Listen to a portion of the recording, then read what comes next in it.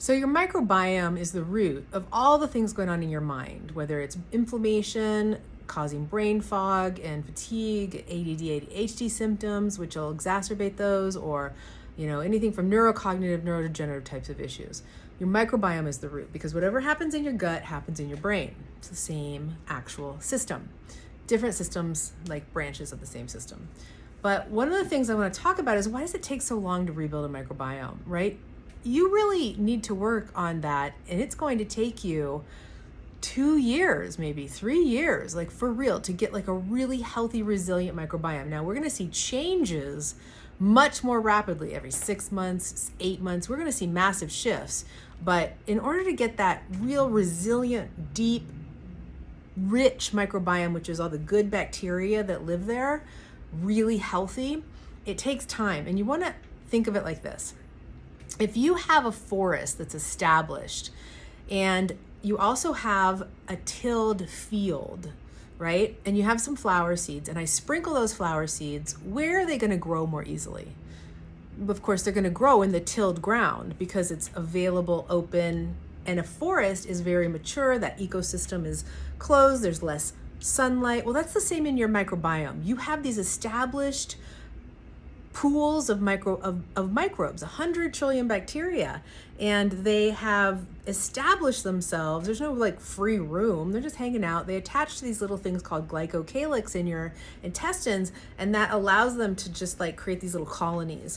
So when we're changing the microbiome makeup, what we're really doing is we're putting pressure, right, to move the needle in a generally positive upward direction.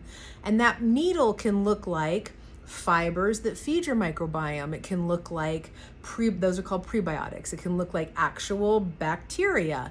It can look like spore forming bacteria, which is what we use 90% of the time. And then we use other actual live bacteria, the other 10%, or to add on or augment those bacteria that actually get through the digestion. We call those spore formers. And then it can also look like what's called postbiotics. And postbiotics are going to be things that actually have all the signaling chemicals, because they are actually a microbiome from a healthy donor that's been sterilized, and it has the 17,000 signaling hormones and nutrients and molecules that have been created by that microbiome, by a healthy ecosystem, which then models for your intestines how to work. It's kind of crazy, and actually signals and does the signaling. And then if you're really sick, like if you have ulcerative colitis or serious autoimmune conditions, we often will actually use an actual fecal matter transplant with live cells or live bacteria, but that's for really, really sick people, and you have to get the inflammation down before that'll even work. Okay, so that's kind of the way of thinking about how long it takes to really change a microbiome and to really get that microbiome healthy, deep, and resilient, such that when you're exposed to things, you just don't get sick. And those are people who get exposed to things and just don't really get sick. It's because they have a healthy microbiome, because it affects the nervous system, it affects the immune system, it affects absorption of nutrients, it affects like inflammation systemically in the body. And so that cascade actually is really, really important. So if you're not working on your microbiome by feeding it really good, supporting it really well, then you're probably missing the boat on really powerful health that's going on. So I hope you're doing that. And if you need help, of course, we're here, but I hope that's helpful.